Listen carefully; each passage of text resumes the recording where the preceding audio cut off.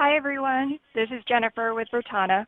Good morning, good afternoon, or good evening, depending on where you are in the world. We would like to thank you for attending our Optimizing IT in a Time of Transformation, New Data for Critical Decision-Making webinar. Before we start the presentation, I would like to go over a few of our housekeeping items. If you have a question at any time during the webcast, please feel free to use the Ask a Question tab located below the player. We will address questions during the Q&A session following the presentation. At the end of the webinar, please take a moment to rate this presentation and provide feedback using the Rate This tab. We also have additional resources for you to check out under the Attachments tab below the player. You can download these at any time. And finally, the recorded version of this presentation will be available using the same URL shortly following the conclusion of this webinar. So feel free to share it with your friends and colleagues. Now, I would like to introduce you to our speakers. To begin with, I would like to introduce Dennis Strogset, the Vice President at Enterprise Management Associates, also referred to as EMA.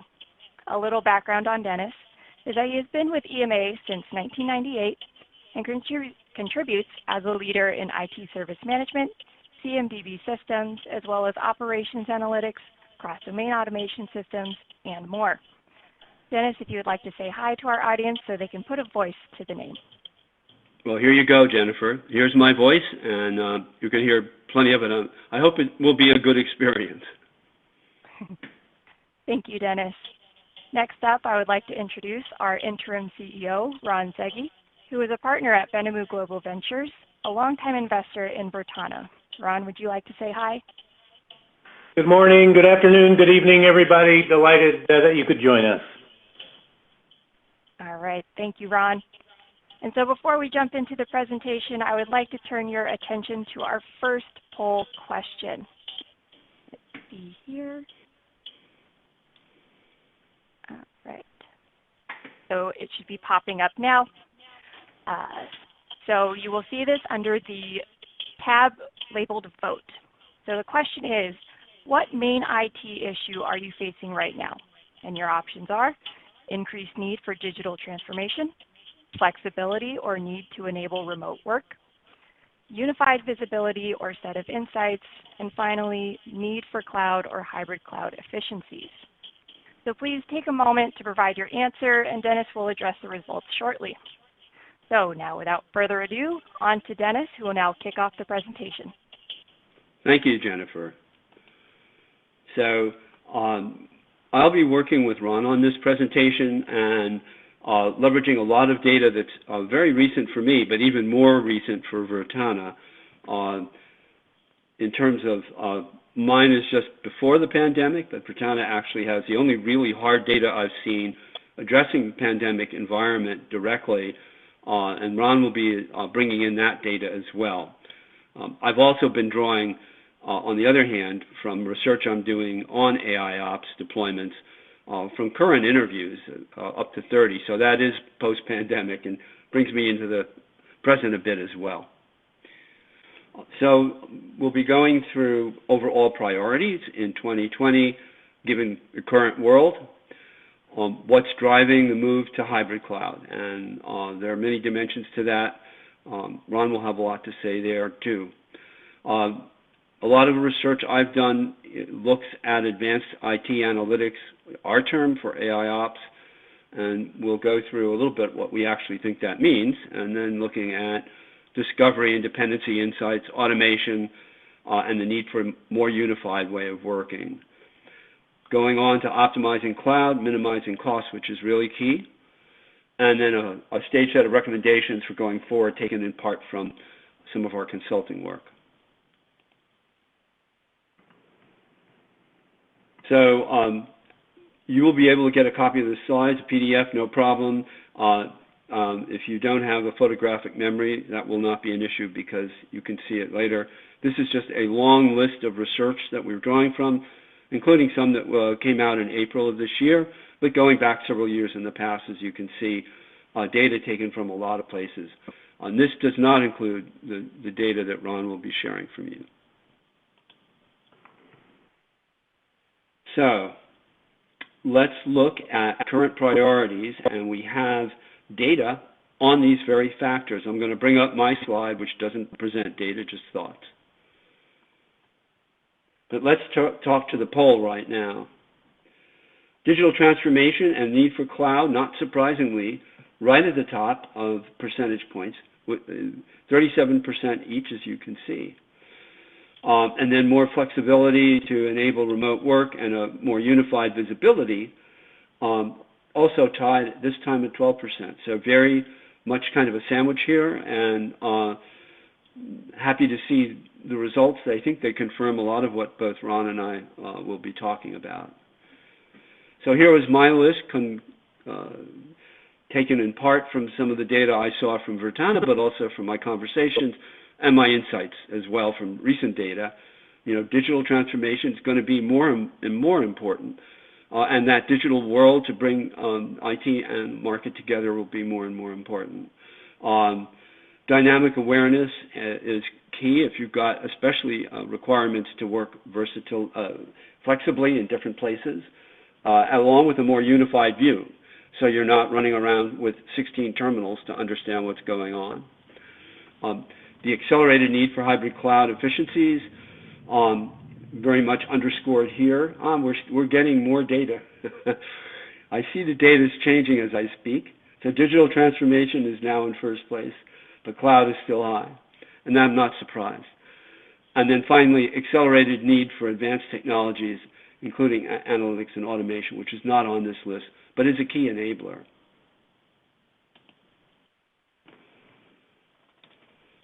So just very briefly on digital transformation, this was taken from April of this year research, actually March data, so we're pre-pandemic as far as most thinking. And this was involving moving into digital transformation with a view to automation. And you can see 76%, if you add the green and the blue together, were really well underway or already been a top priority for a year. And we have similar data showing how more and more IT organizations are letting digital transformation drive their automation and analytics initiatives. And I'll also say that those that do let digital transformation become the defining force for moving forward in the world, so to speak, tend to be more successful in any number of ways, including technologically and cloud migration, other areas, because that bridge to align IT to business priorities has been established. Now, Ron, I think this is an opportunity for you to speak here. Yeah, thanks, Dennis. Before I get into the results of this question, I wanted to call the audience attention to a complimentary survey that just came out from MIT Technology Review, published today, called Cloud and Complexity in IT. And it also concludes that 90% of the survey respondents are looking for to cloud for speed and agility. But the most interesting thing for me is the call out that said most of those responding have found migrating workloads, data, and operational processes more difficult than anticipated. Another layer of complexity integrating a tangle of on-premise and cloud systems and cloud applications, which is certainly another theme coming out of our survey and that we've seen in our installed base. So getting to this question, we compared the cost, performance, and capacity impacts of the changes in economic conditions between those who continued their cloud journey and those who halted it. Across the board, those who continued their migration journey were less than half as likely as those who didn't to experience a range of impacts, such as over-provisioning, access to effective tools, and the availability of support services. This is corroborated in our own customer base. I have three examples here. A large Midwest insurance company, customer of ours, has actually prioritized their transformation and shifted budget as a result of the pandemic to accelerate their move to the cloud, largely as a result of the issues that were described in this question.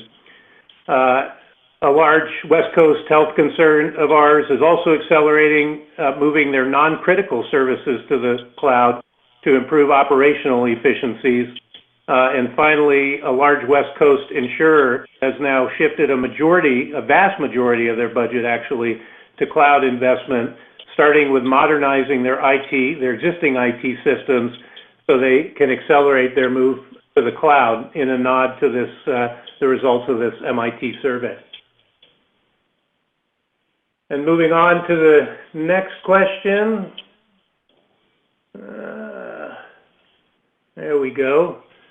We explored the degree of visibility into IT systems between those who continued their migrations and those who did not.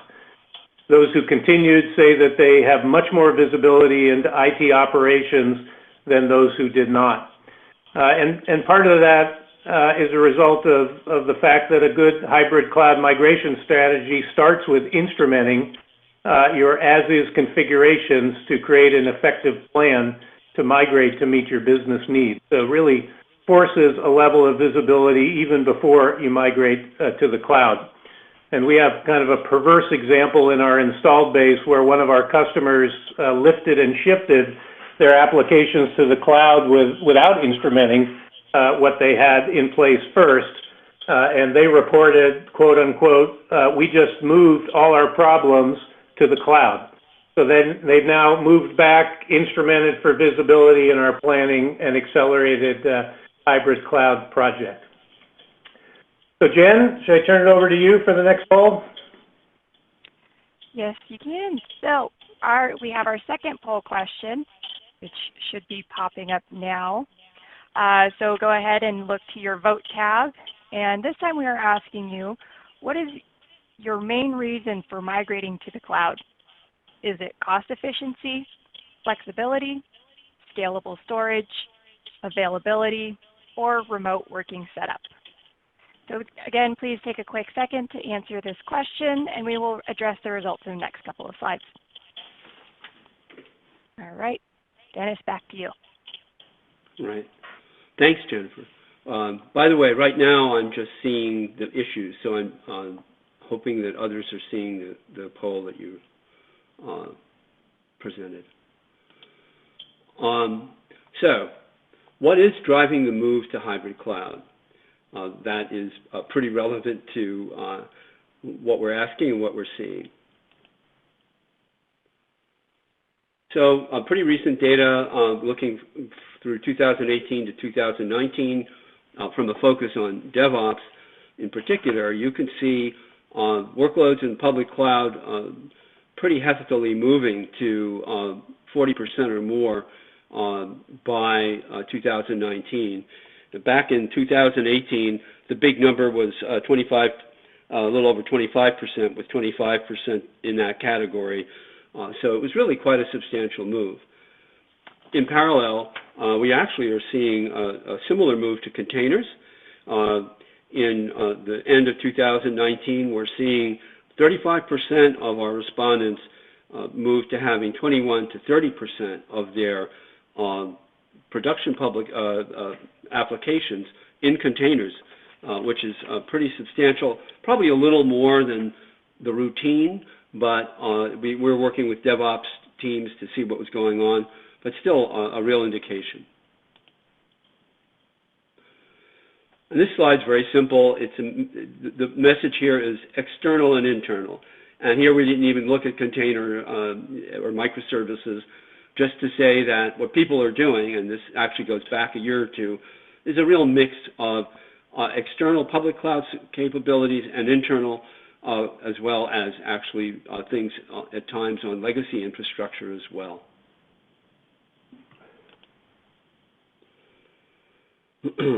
And here we have our data on priorities for why you're moving to the cloud. And I'm going to see if I can get the data here. So Jennifer, I'm going to ask you, is there a screen for data that's current on the latest poll? Yes, there is. So when we look to our votes from audience under the what are your main reasons for migrating to the cloud, we have our results So it looks like we have cost efficiency and flexibility sitting both at 40% and scalable storage along with availability at 10% of our votes. Okay. That makes good sense based on what we're seeing here. Thank you for that. You can see the cost and also that move to CapEx, away from CapEx to operational trends, which has organizational dimensions that we'll see are high. But increased flexibility and agility there in orange are the top, is the top single choice. But then you also have what I call the politics of moving to cloud, because there really is pressure and a requirement, and some of it's seen from senior IT management, and some of it's actually being pressured from lines of business with good reason.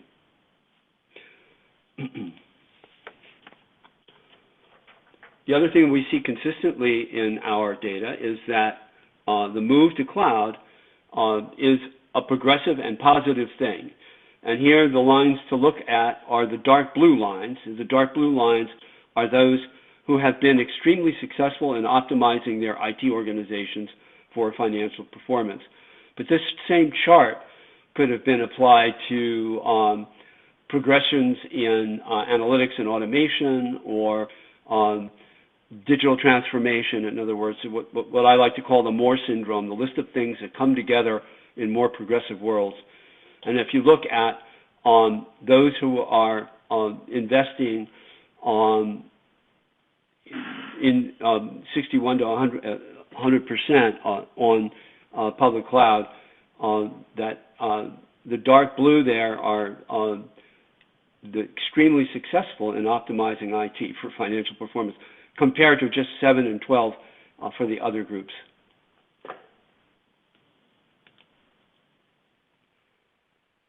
So what's happening with advanced IT analytics, as we call it, or AIOps, as most of the world does right now?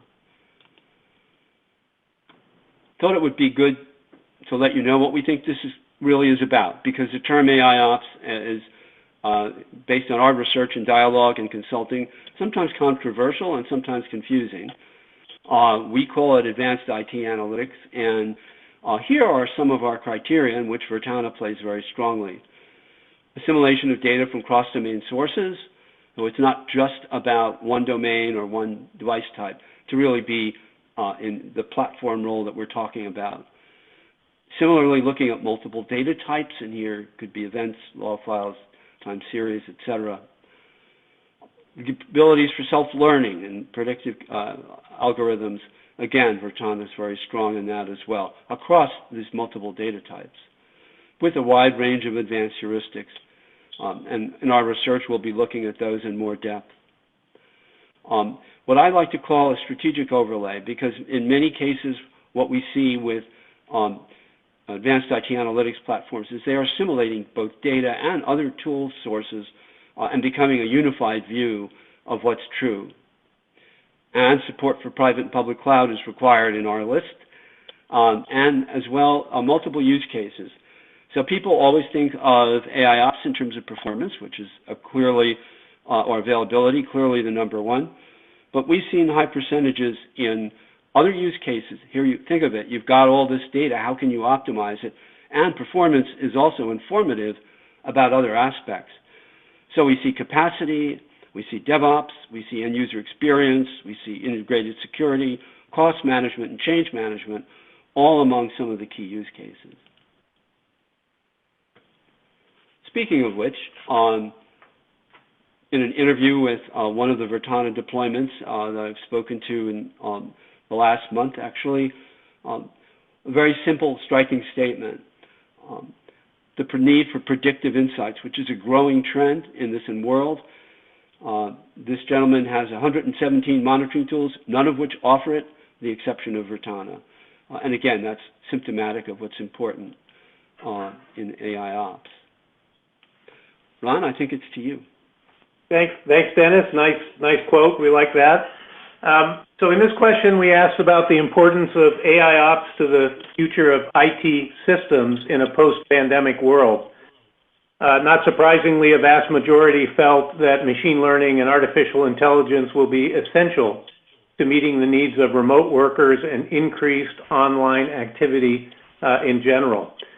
Enterprises today still rely heavily on human operators to triage IT incidents, but this does not scale either in terms of mean time between failure or mean time to resolve.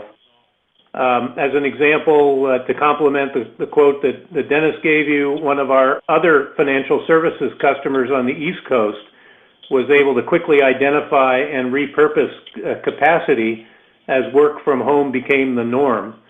Now that they are effectively planning capacity adds to support customer activity increases as the economy improves. Dennis? Gotcha, Ron. Great data.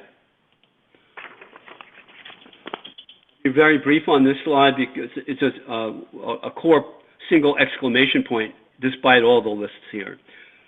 One of the things that's so key when I look for it in advanced IT analytics or AIOps is context, contextual awareness of where things are and what the interdependencies are. And you can see, infrastructure to application, not surprisingly, being right at the top, and then understanding various infrastructure interdependencies, whether it's storage or systems or network. And when we looked at sources, and they are all over the board, but what's in bold is you really want, ideally, to have your investment in analytics containing either harvesting others or generating its own insights into dependencies and where they are. Again, an area that Virtana is strong in, especially in the cloud migration space. Another big focus of that research we did this year, that the data came out in March and we publicized in April, the importance of automation and analytics as sort of the ultimate empowering handshake to get IT moving forward. And here you can see 90% of IT organizations thought that it was either a high or extremely high priority to bring analytics to their automation. And we looked at what it takes. There are different approaches, right? What are we looking at? So, 6%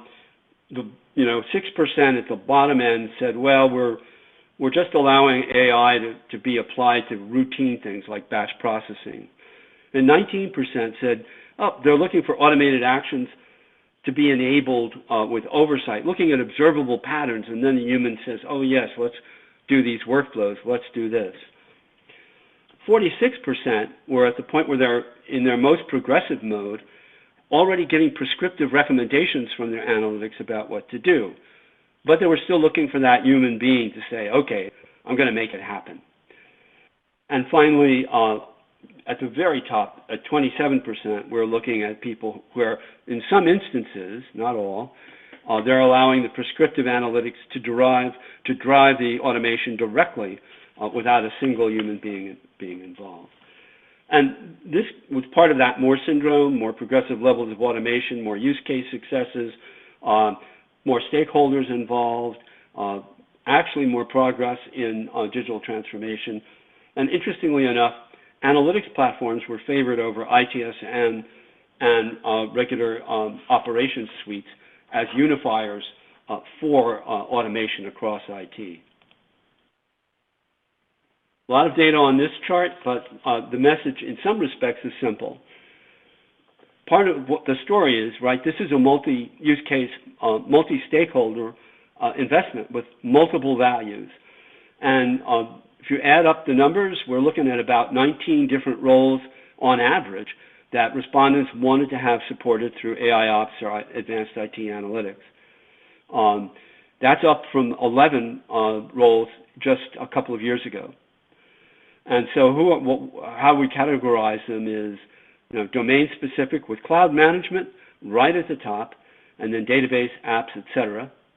Cross-domain, where operations and IT service management kind of tied together, and lingering presence of data analysts and data scientists, which ideally are not required for the AIOps. And then business stakeholders also can be very important. Business operations, development, customer experience. Again, if you're looking for digital transformation, you want those analytic investments to be transformative and unifying for all your groups. So what about the visualization side of it? You've got the power of the AIOps capability. You want to be able to see it quickly and easily. And I know this code is too long to read. You can see it word for word after you get the deck. But the basic message here is the pandemic was causing this environment increased stress because it was actually a healthcare-related capability, and more services were being required. So they needed some way to navigate quickly and see how the infrastructure and performance is being affected by all this added business traffic. And they did with Virtana in just a half an hour, and that last sentence. But every other tool we could have taken forever, a week at least, plus a consult. So you want to have the intelligence, you want to have the vision, you want to have the unified views, and you want to be able to move quickly into new insights. Ron? Thanks, Dennis.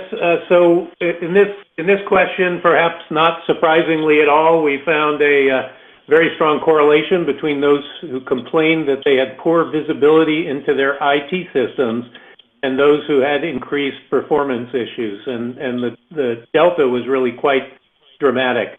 I mentioned earlier one of our customers citing their visibility as contributing to lack of issues during the pandemic. We've had a number of others, and also Dennis in the shameless self-promotion department. Another quote from one of our customers who runs a huge electronic trading platform, quote unquote, the only parts of our system not having issues right now during the pandemic are backed by Virtana AIOps visibility. So back to you. Great quote. What about optimizing cloud? We talk about that. Everyone talks about journey to the cloud, but just getting to the cloud might not be the full answer. Once you're there, you need to be empowered and in control to make the most of it, or it can actually backfire at times. And here are some surprises that people saw. You know, pricing, performance, and support, downtime that they didn't expect. They weren't getting the scalability they anticipated, probably because they weren't in control of how they were being deployed. And just onboarding people into the new services was a challenge for them. So this list is still a partial list. I'll try to group it for by category in a sense. If you look at 1 and you look down at 7, you see cost values. 1 is cost optimization. It can be more challenging because it's more complex and more dynamic. And look at 7, putting pressure to justify costs. So cloud is supposed to save you money, but you need to be in control again. Then if you look at 2 and 3, you see pressures to improve on change in various ways, change overall, and then release management for applications. And if you look at 5, then you see pressures to move into more automation, which is part of that accelerated view for change. Then if you look at 6, you'll see requirements for compliance and awareness and security. And 4, the human side, is changing how we're organized. People are working differently. We need to rethink a little bit about our processes and organization. So you can also look at issues in terms of core VM sprawl, classic, and just getting application infrastructure insights and getting your consistent inventory and discovery. We're still looking at a lot of people with, in a recent poll, just 21% had truly real-time discovery in any consistent way. This is a list I'll go through quickly, but it does say, remember the need for dependency mapping and insight, how valuable that can be when you combine it with analytics and you're moving into cloud. Top bullet, you've got to understand what you have, where it is. Then next bullet, you want to understand how that relates to provisioning new environments in cloud with consistent updates. Next bullet, you want to understand the impact on service and service performance if you make a change. What will happen? The need for continual insight in the 4th bullet, very key as well. All this from dependency mapping. By the way, it was an interview with one deployment. All these came through. Compliance and risk assessment, understanding that environment in terms of cloud. No server left behind. I like the phrase that you're not being redundant, that you're making the moves intelligently, and you're not just creating an alternate environment that's duplicative. Wanting to make your application workload migration, such as stellar capability in Virtana, understanding how that goes, how that might go, and even tying that into software license management. I'm going to wrap up with some recommendations from our consulting practice looking at digital transformation and moving to cloud and how the two can be combined. Our practice really combines what I like to call three vertices. One is technology, the other is process, and the third is organization. And as you know, you can spend a lot of money with specialists in any one of those vertices. They may not, however, work together very well, so we try to stand in the middle of that triangle. And that's a lot of what these recommendations are about. First is be proactive but well managed. Try to understand, get visibility into what you've got and where you want to go. Don't move before you can see where you're going. Get IT executive involvement. Why? Because these movements can be transformative, and you want to try to minimize any political issues and maximize the value of how people can work freshly and anew. And part 10, you also, in the digital transformation side, want to align with a dialogue team between the business and IT. You need to understand who your stakeholders are. You may think you do, but you may not. And they may have a lot of interesting attitudes. We often document those.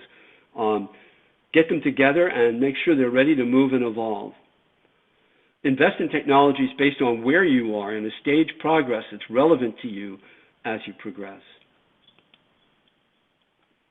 And the last 5, then prioritize your cloud migrations based on requirements, based on use and need and where you are. Again, it's a staged process. Be selective, but adopt advanced IT analytics, AIOps platforms. And again, stage that based on what's going to bring you value where you are as you evolve. Integrate automation with those analytics investments and try to evolve toward a more prescriptive way of driving things more automatically. And then get metrics in place. We see clear value in research, hard data. The more metrics you've got, both technical and business, the more likely you are to do well.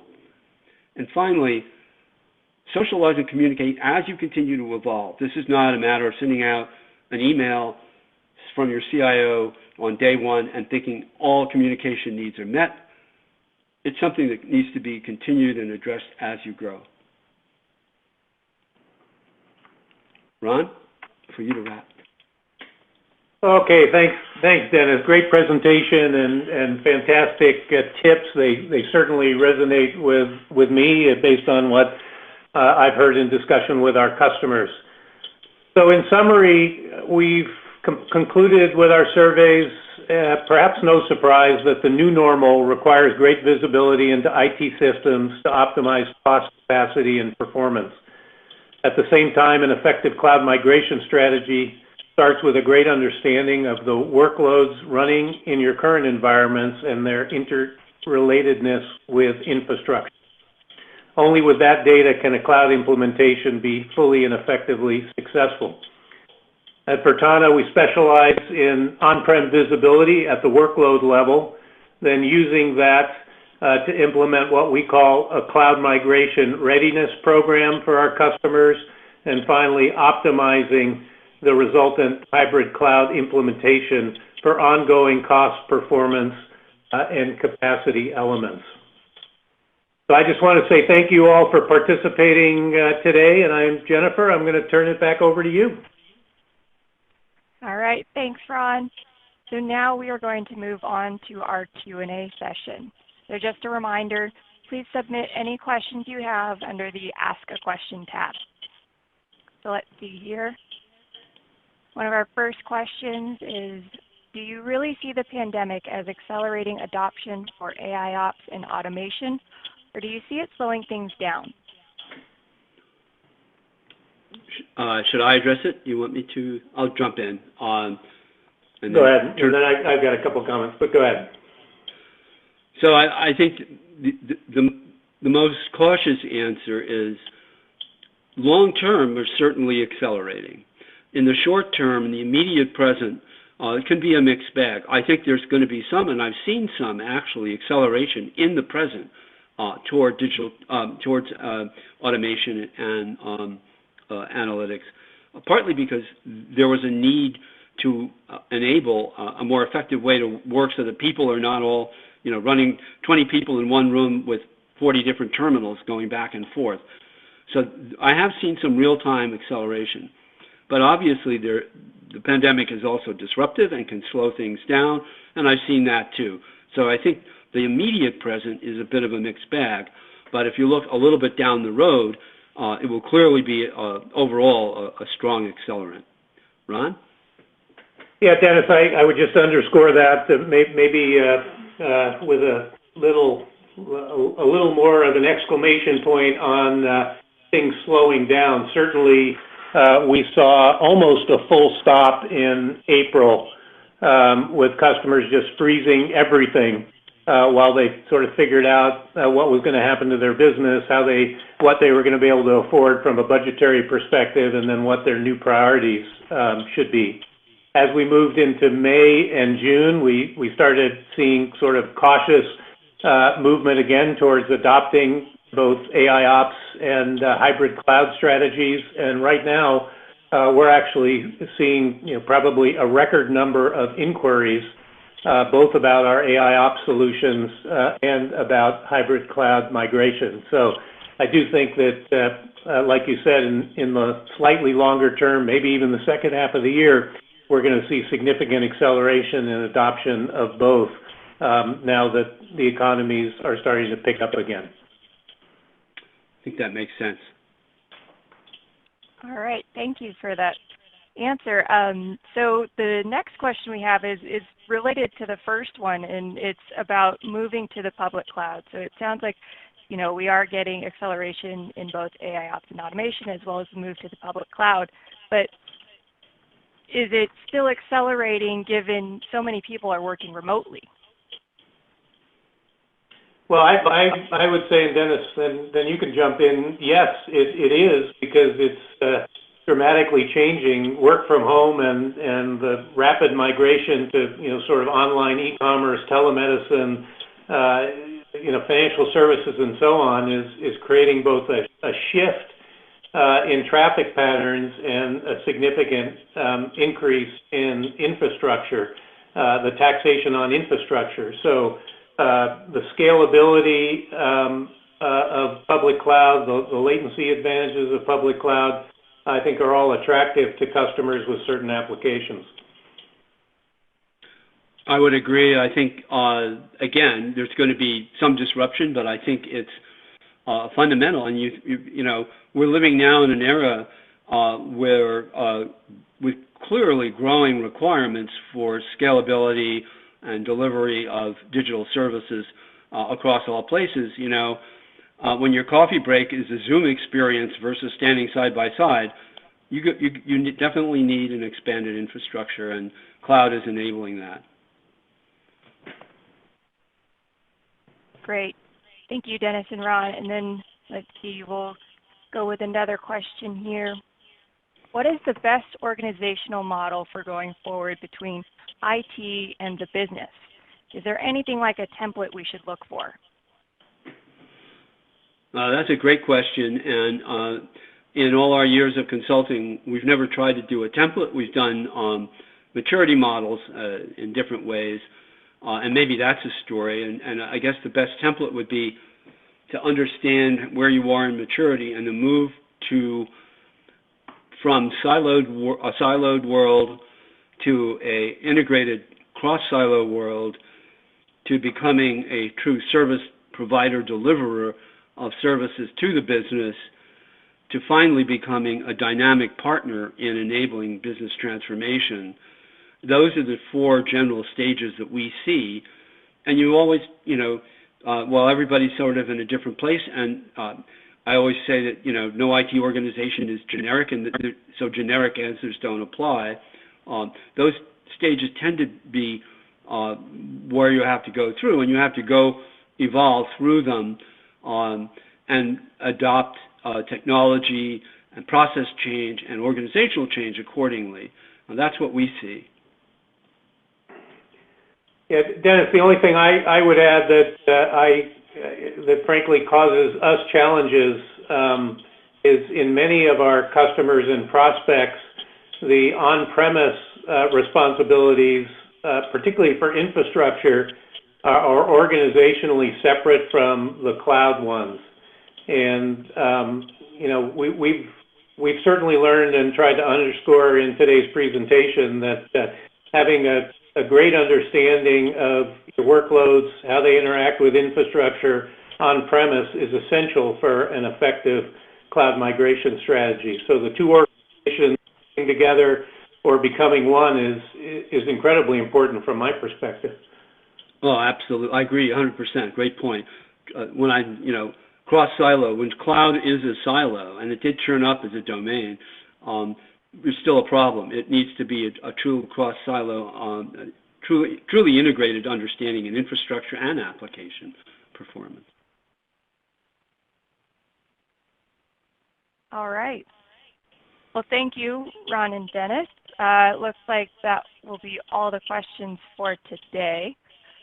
So, if that is it, if there are any additional questions that we did not address, please feel free to email them to info@virtana.com, and we will get back to you with a response as soon as we can. But on behalf of Virtana and the team, I want to say thank you to everyone for joining today's webinar, and a special thank you to our speakers, Dennis and Ron, for a very informative presentation. And before you go, we want to share some upcoming news and events. We are excited to announce that we have an official Cloud Migration Dummies guide that will be released at the end of the month. So please make sure to keep a lookout for that. Also, our next webinar is next month with Forrester going over results from our Total Economic Impact Study. And finally, do not forget to download the cloud survey results either in the attachments tab below or on the website at www.virtana.com/2020survey. We hope everyone has a wonderful time viewing the presentation, and we hope you have a great rest of your day. And we look forward to seeing you next time. Thank you, everybody.